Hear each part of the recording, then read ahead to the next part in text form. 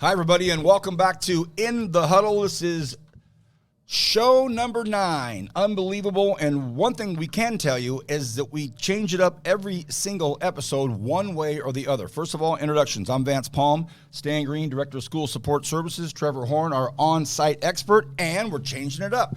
In the very first segment, we're welcoming in our guest, head coach, Miramonte football, Christian Johnson. CJ, how you doing, buddy? Good, man. Thanks for having me on. Great to have you here. What I will tell you is that you get to kind of float around the first segment and just kind of listen to us really sound super smart, and then we're going to start grilling you in second quarter. Stan, in the first quarter, I want to touch on something that we're going to get really in depth in the third quarter. That's when Trevor really starts to take over and do his deal. A sifting of the sand is what I will call this first segment. Right about now, as we get into week 4, week 5-ish, right around that time, we all kind of start to get a sense of where we're at. We have the scoreboards we'll go over. We have leaders in all the main categories. Trevor's gone to work and put together already scenarios that could develop into playoff brackets. I know it seems a little early to some, but the point I'm trying to get to is right about now, as we get into mid-September, we always kind of get a pretty decent feel of what's going on, and in a sifting of the sand, I'll call it. From your perspective, you watch a billion games a lifetime in this job that you have in all these sports. Did you pick up on anything, or what is the sifting of the sands here in week 5 telling you? Man, I don't know where to start. I think for some of them, I thought they'd have more wins than they do, and for others, they've been surprising. We've got a couple schools that I'm pleasantly surprised about. Some schools get it together. We know that, and we kind of talked about it it would be cool to film our little conversations in the room. No, please don't. We could edit it all out. There'd just be like 10 seconds of it going on. But, there's schools that definitely are in need of a win. And, I can think of one school right now that really needs to be home. And, we all know. And they will be Friday night. It's Frontier. I mean, they need to be at home, and they've traveled quite a bit. It's been a rough go for them. And a lot of it is the travel. I mean, you're talking about 16, 17-year-old kids that are going 1,600 miles, literally 1,599 miles for those 4 trips, if you're just talking there and back to school. Yeah, and I mean, you've got kids that are already distracted, right? And they've got homework, they've got classes, they've got exams, they've got a million different things going on, and then you're sticking them on a bus for 6 hours. And not only that, think about this: you have a game at noon in Orange County on Saturday. You think those kids are going to bed at a decent hour on Friday night? No, they're out watching football games. In town. And we're not making excuses for them. No. But I'm just saying it's tough because they're teenagers. Yeah, and that was a tough team from Arizona, which surprised me. I know they're in a tough league, a tough area there. Chandler Gilbert area is really a hotbed for football. But I did quarterback's really good. Yeah, he was. That guy can sling it. I did expect a lot more out of them, but I think that once they get home and get their feet under themselves, they're going to be fine. They just got to work through a couple things. I mean, yeah, and you look at Frontier and their schedule, and they've got a few really winnable, like almost you can just mark them off type of wins. But then they've still got, the River League is going to be tough. And then Friday against Memorial. Memorial's a team that was kind of neck and neck with Garces there in the Holy Bowl on Saturday. So it'll be really interesting. Trevor, your 10th year doing this gig, in one facet or another, sifting of the sand thoughts. Well, for me, being away from kind of like the fold, if you will, for the last 5 years, it's been so enjoyable just to see so many different teams play. And, and I think as the Drillers go, the rest of the city kind of goes. It's just kind of the way it is. It's the flagship. And now that the Drillers are playing well and being undefeated, I think that you really kind of see, a little bit more talking points and excitement because the Drillers are good again. Does that make sense? It sure does. And Coach Christian Johnson, Miramonte, you're going to be featured in our second quarter. You're our guest. That's when we'll be really going over deeply into Miramonte business and your team and your school and what's coming up on our game of the week this Friday night, Kern Valley at Miramonte. But I do want to get kind of a week 4 sifting of the sand feel from you in the whole community. Give us a look at the whole picture of all your colleagues that are coaching, and then we'll get into Miramonte in the second quarter. I mean, you guys brought up Frontier, and I talk with Bandy, weekly. We're really good friends. I mean, they need, like you guys talked about, they need a win, but they've been playing some really tough competition, man. Yeah. That only helps you out like later on down the road. I mean, same thing with Liberty. I know that they're playing really tough games. I mean, it's been really surprising in our league. There's some teams like, right now, if you would have told me that Del Oro would have the most wins going into week 4 in our league, I probably would have told you were wrong. And they've come out and proven some naysayers. And the only wins in their program history. That is true. So, I mean, that's great for them. They're getting right on track. It's just, you guys see it every Saturday and Sunday too, man. Like, it's hard to win football games. I think people underestimate how hard it is to really go win a football game on a Friday night, whether how talented or untalented your squad is. It's still hard to go beat somebody else. Appreciate that. Sifting to the sand. This is that time when you kind of start to see trends, as they say, or surprises, or not so surprising. Bless you, Alex, our director, sneezing, and I never want to not have her be acknowledged when she's sneezing like that. I hope you're okay back there.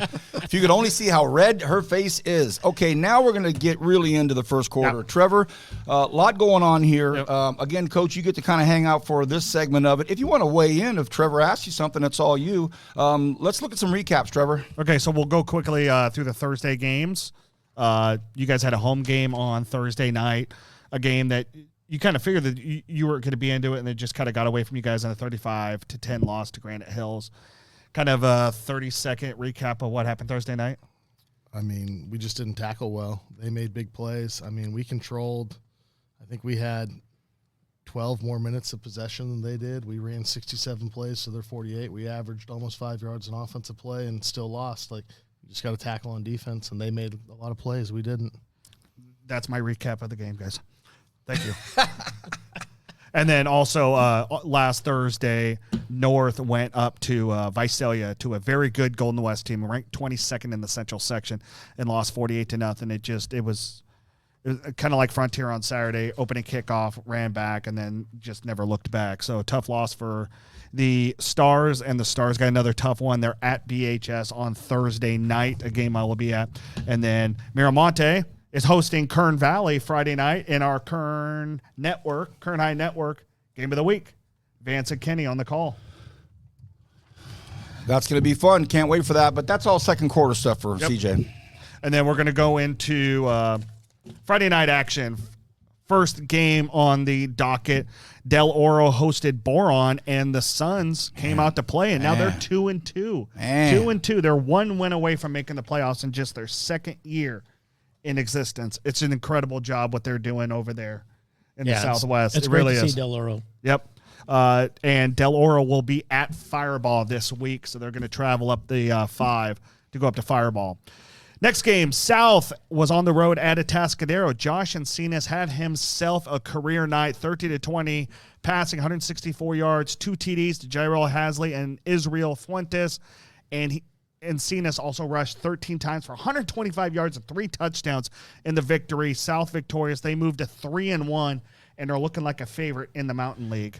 And they will be at Chavez Thursday night. We'll recap. I'll actually predict the Thursday night games later in the show today. Shafter without their quarterback, Ezekiel Osborne. Hold on. Hey, what's up? Can you guys see the slide? Is that slide up for week 4 scoreboard? Everybody watching the huddle right now. Stan, what's with Trevor? What's his problem? So I'm going to say it because I blame Hold on. Hey. Hey, we've got a body. Chris, keep him quiet. Yeah. Well, so Shafter apparently beat my drillers so bad last year they stole their derrick. So that's the logo for Shafter. So Shafter beat him so bad. Since you can't speak on his behalf because he's only 2.5, I'm just going to go ahead and blame my son for getting on the computer and changing it. Here we go. Good. Does that one work? Sorry, Mom. Okay, recap the game even though it's the Shafter Derricks. All right. So the Shafter General Derricks ranked 19th in the Central section without their starting quarterback, probably until about week 9 or week 10 of the regular season. It looks like put wide receiver Marion Sloan in at quarterback, quotation marks. Went 3 of 3 passing for 4 yards. What a game, though. But he rushed 12 times for 90 yards and 3 scores. Chris Espinoza rushed for 170 yards and 2 touchdowns. One of them being a 68-yarder late in the fourth quarter, and Shafter pulled out the narrow victory, 41-38, to remain undefeated. 79 points. And that game was huge for so many reasons, right? Your quarterback's out, and then not to mention playoff implications and seeding and it's implications. Dos Palos, who's always a tough competition. Well, yeah, and I think they're going to end up in the same division in the playoffs, possibly, right? Right now I have them both in the top of D4. Yeah, and so that could end up on who gets a home game at the end of the playoffs. Oh, yeah. That's why it was so big. Yep. A tease for the 100%. third quarter. A tease for the third quarter. All right, next. Okay, and that game, and then Shafter will be hosting Edison, and Edison just is not the Edison of old. Next game, West at Porterville on Friday night. I thought this game was going to be a lot closer. I actually picked West to win this one. I was wrong. Menachie victorious 48-0. West will be on the coast at Templeton on Friday night. Foothill was in Delano playing the Tigers. And another game that I thought was going to be tight, especially after what I saw North do to Delano the week before. But Foothill falls 27-7 to Delano. They fall to 1-3, and they will host Rosamond on Friday. Arvin, another.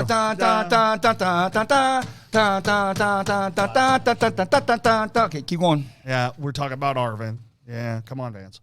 A league opponent for Christian, and they are now 2-2 after defeating Taft 29-18. Andrew Rosales and that lefty arm, 6'9", 92 yards, but it was Xavier Reynosa with a pick six, and Abram Gonzalez recovered a fumble for a touchdown in the victory, and that puts Arvin into the bye before they finish up their last non-league game next week. Golden Valley, another team that went out to the coast, literally at Morro Bay. I picked Golden Valley to win this one tightly. Morro Bay beat them 40-14, and now Golden Valley has McFarland at home Thursday night. We'll move over to the next slide, Alex. And we had Grace at Assini Valley. Back when they were Grace Brethren about 6 years ago, that was a powerhouse, small school, private school in the southern section. They shut down their football program, Christian, for a little bit there with some recruiting violations, if I remember correctly, and they rebranded the school Grace. They came in, and I looked at that game, and I went, wow, this is really a toss-up game. I picked the game 21-20 Ridgeview. Ridgeview had a 21-8 lead and lost 22-21 to Grace. So the Wolfpack still looking for their first victory, and it's going to be a tough haul for them because they're at number 13 Tulare Union on Friday.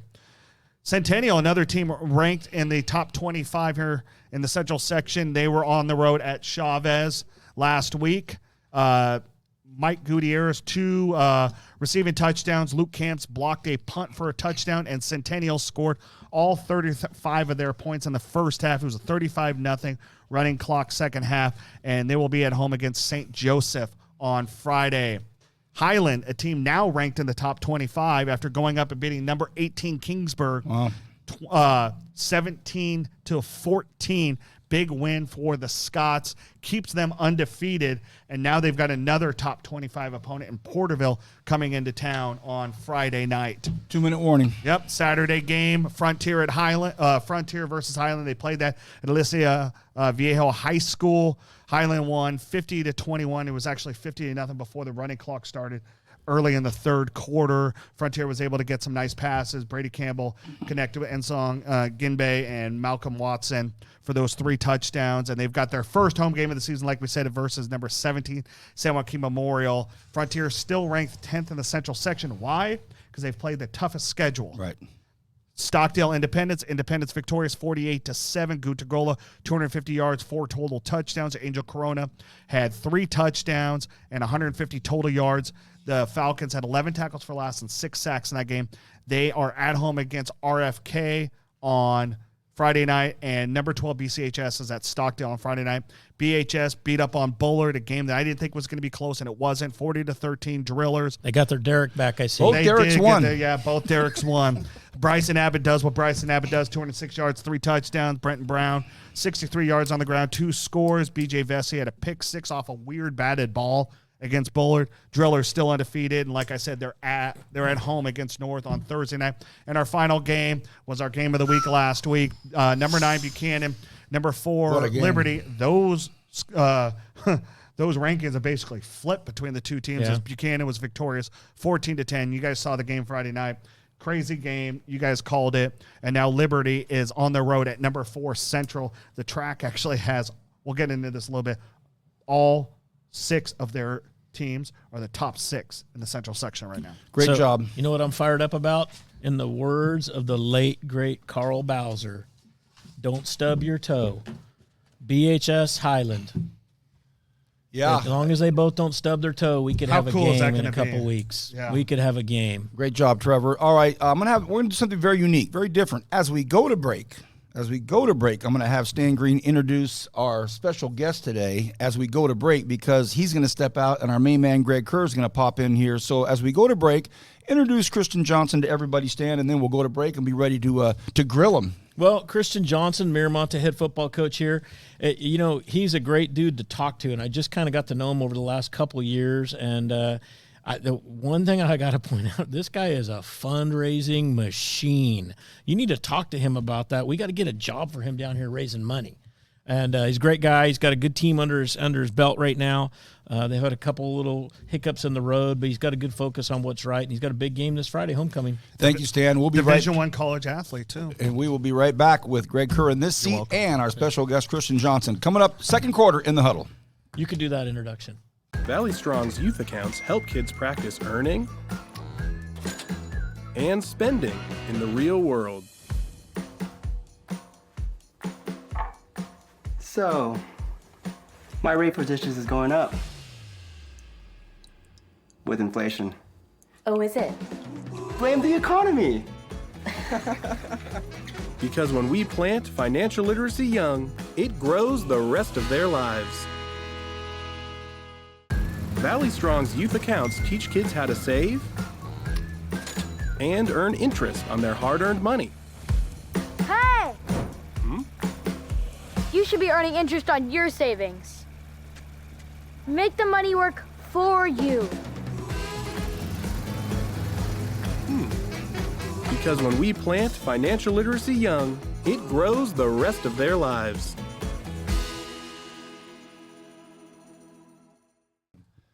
Welcome back to the second quarter of In the Huddle. I'm Vance Palm alongside Trevor Horn, our special guest, Christian Johnson, who Stan just introduced, and Trevor's going to talk with him quite a bit here, along with our other partner who comes in after his 2 o'clock shutdown time on the Greg Kerr Show, the Dean of Local Sports. Greg, welcome. Good to have you here. We were talking about in the first quarter kind of a sifting of the sand. After the first month, everybody that's kind of in this biz at least gets a feel for a trend, positive, negative, some surprises on the plus and the negative side, and just kind of a feel for of all people, your sifting to the sand after week 4. Well, I thought week 4, as far as two of the best games and most interesting games, were actually two teams that played on the road, Highland at Kingsburg and Shafter at Dos Palos. Both field goal games, by the way, in the end, 41-38 and 17-14. Both terrific games in different ways, and Shafter did it by only throwing 2 passes the entire game, which is so un-Shafter-like. But, of course, Marion Sloan was running the Wildcat. Chris Espinoza is just a force to reckon with, and I just found those 2 games to be the most interesting ones after sifting through all the games that we went through. Yeah, BHS Bullard was in an interesting game, and Bullard scored early 7-0 to take care of the shutout streak that BHS defense had going on. But from there, and it was only, if I recall, 13-7 at halftime. But then they just blew their doors off in the second half and Didn't took they care do of that business. against Garza as well, where they had a slow start Yeah, and just yeah, blew they the did. brakes off them in Yeah, the second half? Yeah, exactly. So BHS, I thought the most interesting comment that came out of the entire week was Rashawn Sheehy. Great after clip. the game, basically just saying at the end, people should start taking notice. He said, I think if I want to paraphrase him, because I heard it twice, is the drillers are playing football, and I think people need to start paying attention. Yeah. Do you think that they're not, or is that like a coach? Is that coach speak? That because I get the impression people are paying attention to BHS. Well, I think it's a combination of that. I think it's a little coach speak, but I also think it's a little. We haven't been who we were the last couple of years, and so now we get a chance to say it, and rightly so. I'll buy that. It's a very good football team right now. They're uber talented on defense, and Bryson Abbott is a great starting point on anybody's offense.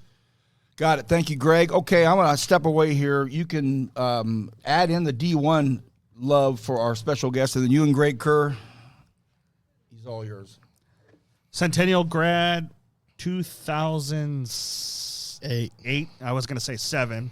went on to New Mexico State Division One. No, that's Richie Bolin. You went to New Mexico. Yeah, we hate Greg, Greg, am I going to have? I just ruined it. I just ruined all of it. Aggies. Yeah, we hate the Aggies. The Lobos, long snapper, and Richie Division went I to New football. Mexico State, right? Yeah, he did.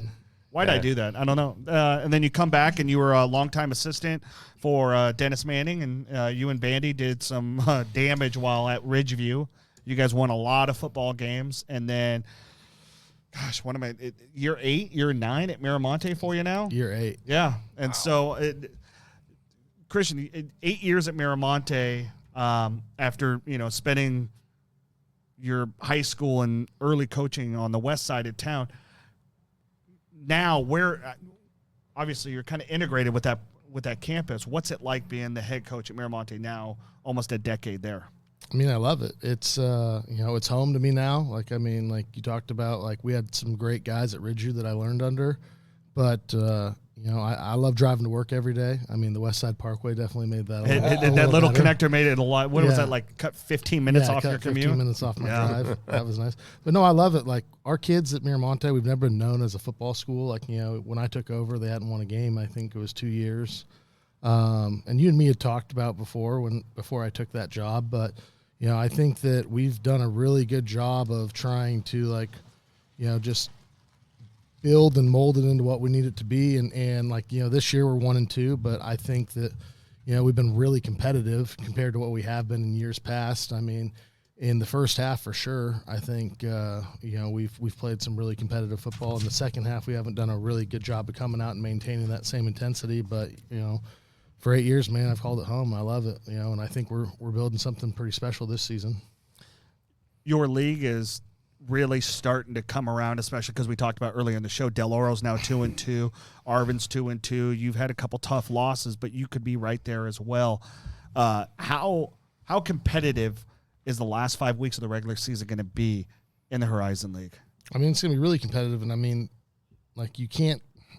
There's no substitute for confidence. So, I look at Del Oro, who went 0-10, and now they got kids that are 2-2, and who knows what it'll be when we play them. But there's no substitute when you're playing a team that's really confident, man. And so we've got to do a really good job of over the next two games getting ready for league play. We got a big game against Foothill that's no longer at the end of the season, so it started league season. So, our biggest, school rival, we play, week 6 instead of week 10. So, we got to get ready for that, and we can't let that, whatever happens in that game can't really have a lasting effect. If we were to lose that game, we need to make sure that that doesn't cost us week 7 and week 8. So we have to just keep our kids focused and be 1 week at a time. But I have seen, an improvement in Del Oro, and, I know Arvin's going to be really physical. I mean, Golden Valley, man, James always has his team ready to go. So we just got to keep going 1 week at a time. Greg, you got? I just wanted to ask, Christian, I know we were talking recently in regard to your program and when you took over, and one of your better teams was the COVID year, and that got snuffed out, obviously, because of what was happening everywhere in the country. But I'm just sort of wondering, because you're trying to build something, and sometimes every school has its own dynamic in play, and I'm just sort of wondering for yourself, if you take away the wins and the losses, how do you define success at Miramonte? Oh, creating great human beings, man. That's what it's about. And Dennis Manning told me this all the time. He said it's all about winning and none of it's about winning. And the things that we're able to accomplish with our kids, the amount of, cleats and food and everything, and how we treat our kids at Miramonte, and how, we hope that they go out into the community and represent us. That's the biggest thing in the world. I mean, I think I'm a father figure to a lot of people on that campus that have, went on to graduate, and they're becoming fathers of their own, and they're becoming husbands now. And, they come back and talk to me and hey, what you did and, what you told me really has stuck with me. And so, we're in the business of making good humans, man. And I think we're doing a really good job of that at Miramonte. We got a great administration. I've got a great staff. We've got a great support system on campus for all of our kids. And it's all about winning, but none of it's about winning. Yeah, with 8 years under your belt, you're getting some of the feedback now. That's got to be pretty gratifying. Yeah. I'm just getting older. I can only imagine how you guys feel now. Watch your mouth. I'm a 90s baby. Oh, my gosh. Yeah. That's Yeah, crazy. I got no comment. So let's What do go. you think? Socks older than that, right? Let's go back and talk about what Stan had brought up about your ability to fundraise and what you've been able to do for Miramonte just in the money aspect. I mean, you brought these hats in, and obviously these were not cheap to make. And obviously you're very proud and you're very confident in your team this year, dominate the 58. It's a bold statement, but the fundraising, why is that so important to you, and why do you work so hard towards that? I mean, I'm pretty competitive. I want to be the best at whatever I do, and I take that same aspect into fundraising, and I enjoy it. I'm probably one of the few coaches in town that will say, like, I absolutely enjoy fundraising. I know a lot that don't. I love to go out and talk with people in the community and reach out, and just the great connections that I've made, man. Like, it's been awesome to see everybody that I've got to come into contact with now, and that I can just call if our kids need something, and how, like, it's also just reminding me how lucky we are in the city of Bakersfield that we have so many people that care, man.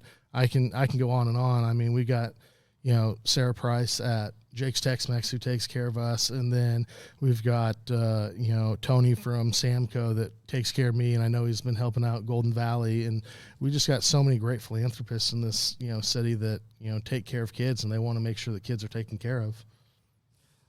You were our game of the week Friday night.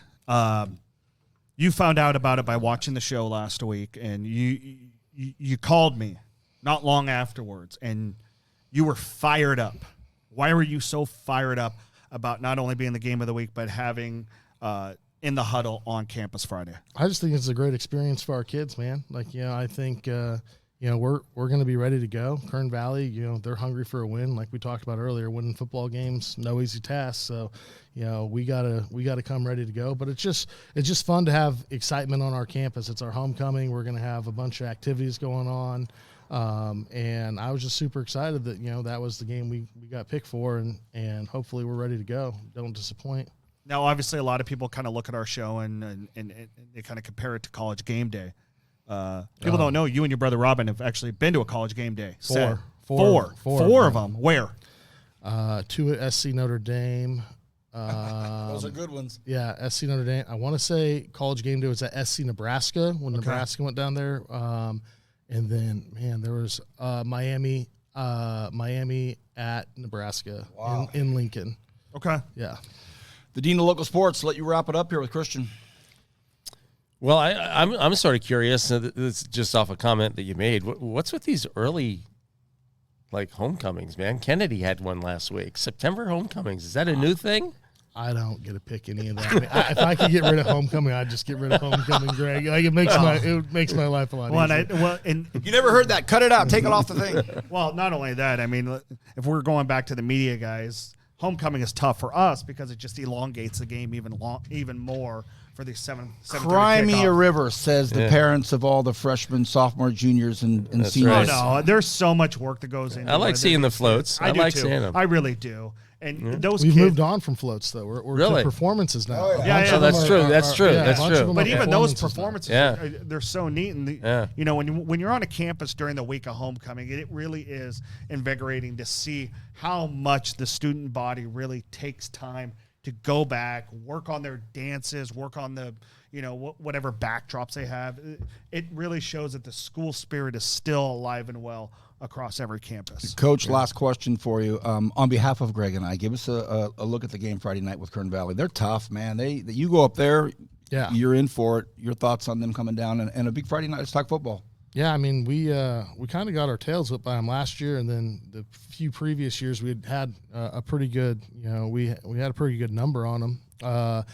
But I really just think this week comes down to tackling. Like, our offense has been doing a great job. We've been very balanced and running the ball very good. But defensively, man, we just can't give up big plays. We can't afford to give up 80-yard touchdowns like we did against Granite Hills. We just got to come out and maintain the ball and tackle, and I think we'll come out on top. Coach, thank you very much. Appreciate you coming in here. Thanks for the hats. You're officially the first coach that brought us something. We're always giving away swag. We want to thank you. We'll see you Friday. And Alex, what time are we going on the air? 12:30? 12:30 at Miramonte, live in the Huddle, on site. Appreciate your time, Coach. Good luck, and have a great game Friday night. Are we going to see posters? Appreciate it, guys. Oh, are you gonna see some posters? Oh, all right, good. Oh, are we giving him something? Stan, go ahead. Look at this stuff. Trevor. Christian, on behalf of In the Huddle, we do have some swag for you. That's a nice little... I'll be able to use this on the golf course. Oh, back in the third quarter, we've got, we're going to go over county leaders and playoff scenarios with Greg Kerr, myself, and Stan. Thank you very much, Coach. See you Friday. Appreciate it. Look good when you're shooting 100. Valley Strong's youth accounts help kids practice earning and spending in the real world. So, my rate for dishes is going up. With inflation. Oh, is it? Blame the economy. Because when we plant financial literacy young, it grows the rest of their lives. Valley Strong's youth accounts teach kids how to save and earn interest on their hard-earned money. Hey! You should be earning interest on your savings. Make the money work for you. Because when we plant financial literacy young, it grows the rest of their lives.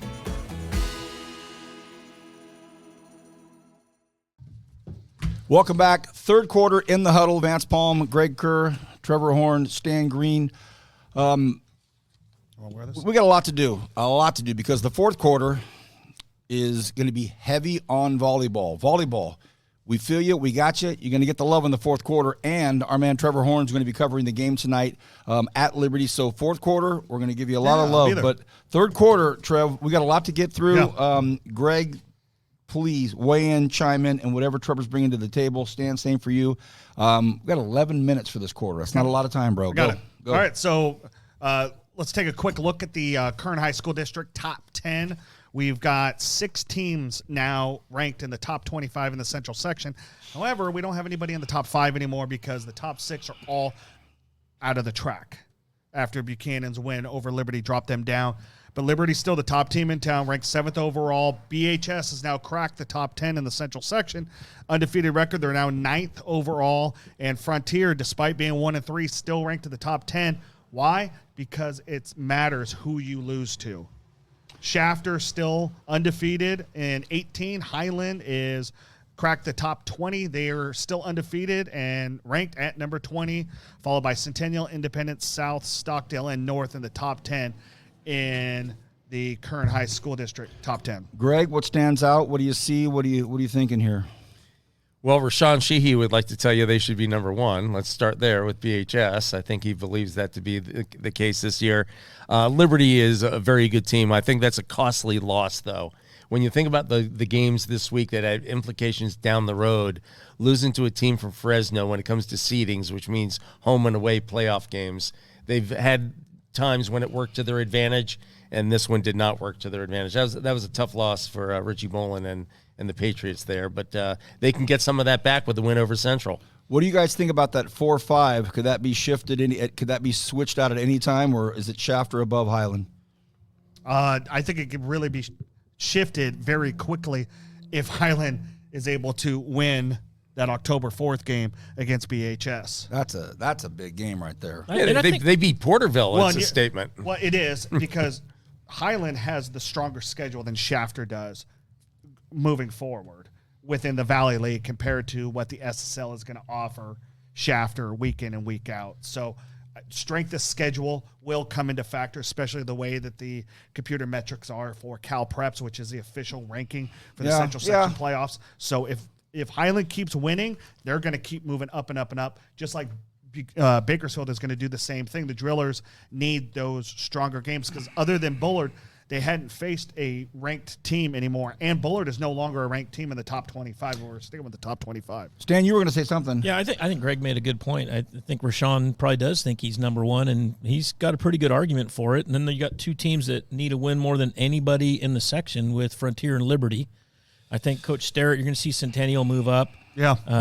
Shafter's tough, man. It'll be interesting to see them for the next 3-4 weeks, how it plays out for them. And then I don't know what to think of Independence.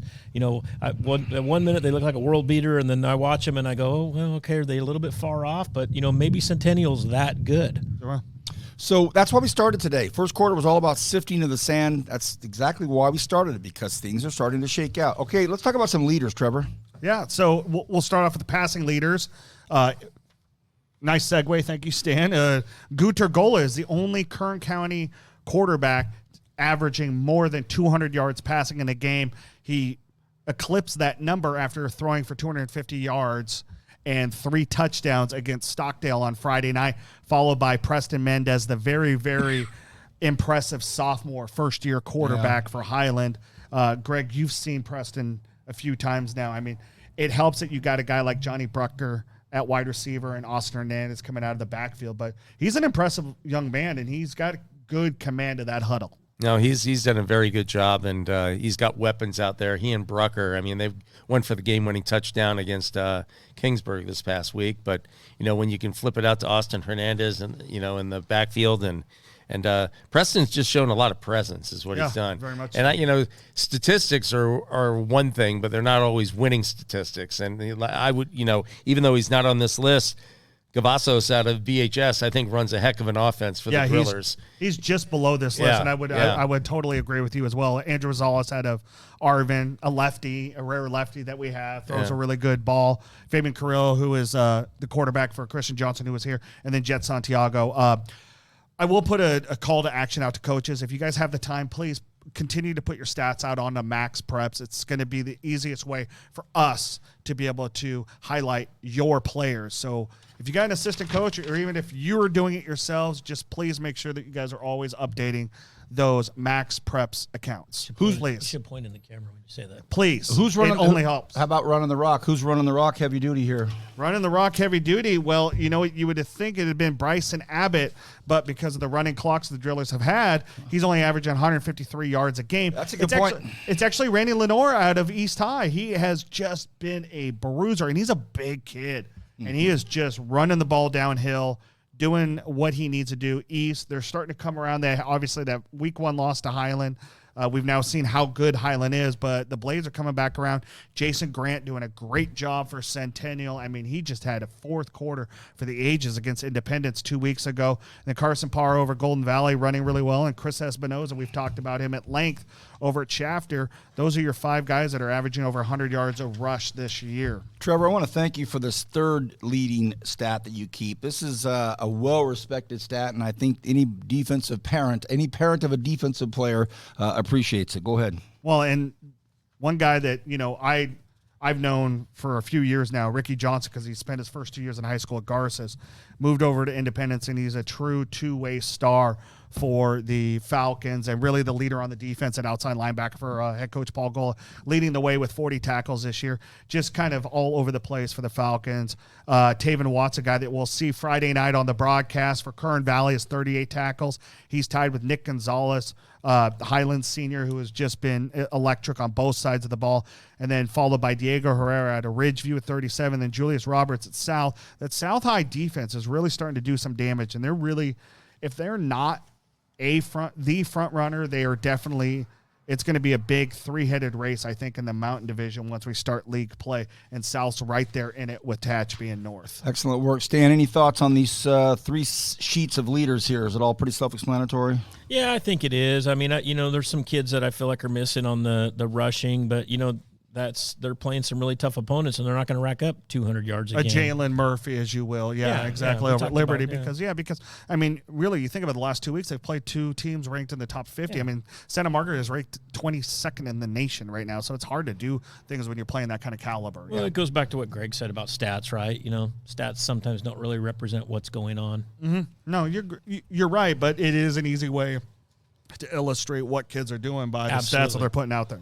Okay, as we started this thing today called Sifting of the Sand, by the way, a lot of thought goes into the titles and the themes of each in the huddle. We get together on it for Hours. I'm talking weeks and weeks and weeks Days. before we come up with that.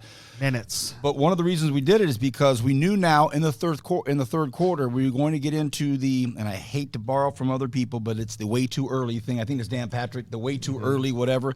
This is a feel of that, Greg. But Trevor's gone to the work of putting together, if the playoffs happen today, what was going to happen, what is going to happen, and I certainly want to bring in the. Yeah, I know. I can already read your mind. Hold on, Now, Greg, hold on. Let me finish the opener. Let me finish the opener. Because I have a caveat. Okay, but let me just finish the opener, and then as you've seen, I've sat back and let you guys go.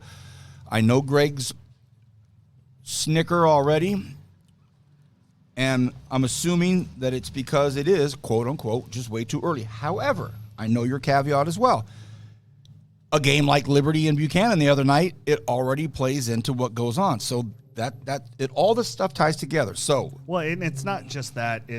We have a new division this year for the first time. We have two Division Ones. We have a 1AA, which is going to be the top 8 seeds, and then a 1A, which is going to be 9 through 16. which is what we talked about in the very, very, very first kickoff show of the Huddle, when Right. we went through all the machinations So, of our deal. Greg, just so you know, I only did this for the 2 Division Ones. Okay. Because once you get into Division 2 and Division 3, anything happening, like Independence right now, if you just look at the rankings alone, would be the 15th seed in D2. And I cannot fathom it for anything in the world that they would be that low once the season ends. So I just looked at it and I was like, let's just look at the 2 Division Ones, since it's something we've never looked at before. Okay. By the way, I was snickering at the sifting of the sands. Sounds like a Lifetime movie.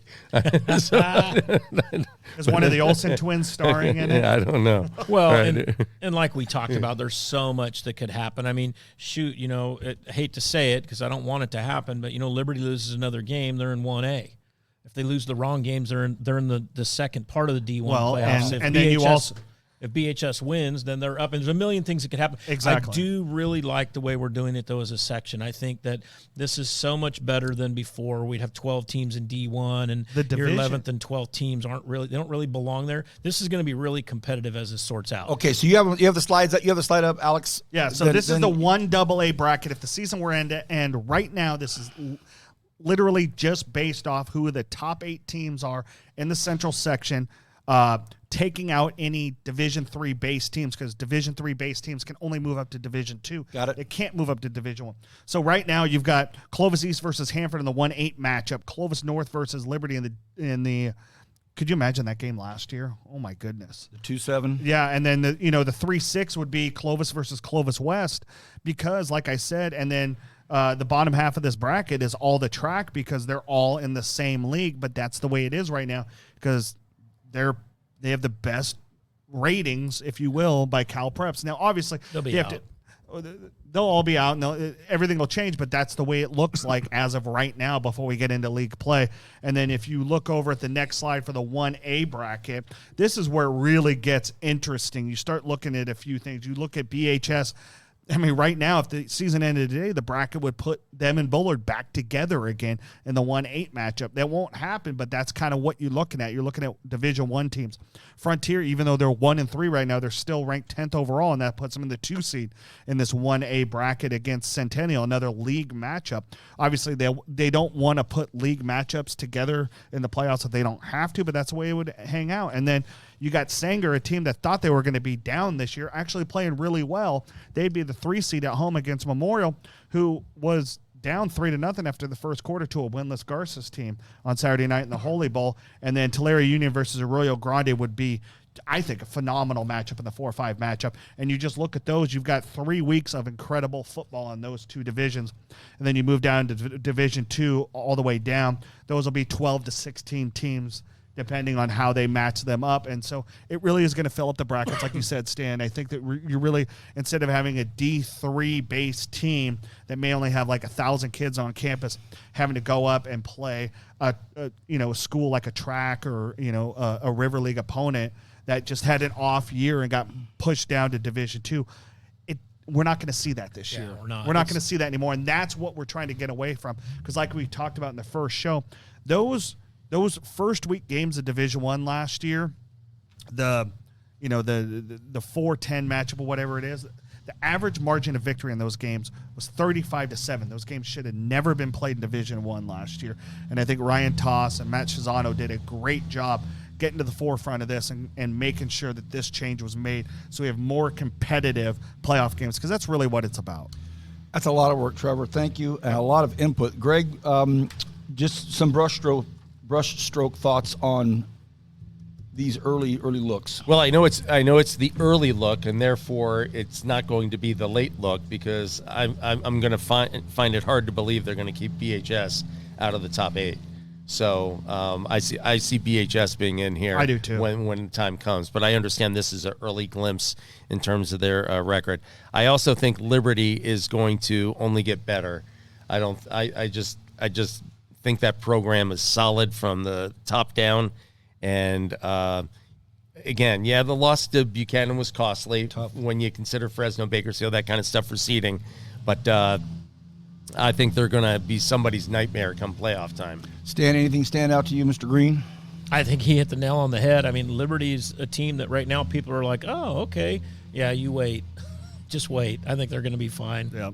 We're at 2:45, and we'll be back in the fourth quarter and focus heavy duty on volleyball. You're going to get the love here, and we'll close out with one last push to promote our game of the week at Miramonte. Back right after this in the Huddle, fourth quarter. Valley Strong's youth accounts help kids practice earning and spending in the real world. So, my rate for dishes is going up. With inflation. Oh, is it? Blame the economy. Because when we plant financial literacy young, it grows the rest of their lives. Valley Strong's youth accounts teach kids how to save and earn interest on their hard-earned money. Hey! You should be earning interest on your savings. Make the money work for you. Because when we plant financial literacy young, it grows the rest of their lives.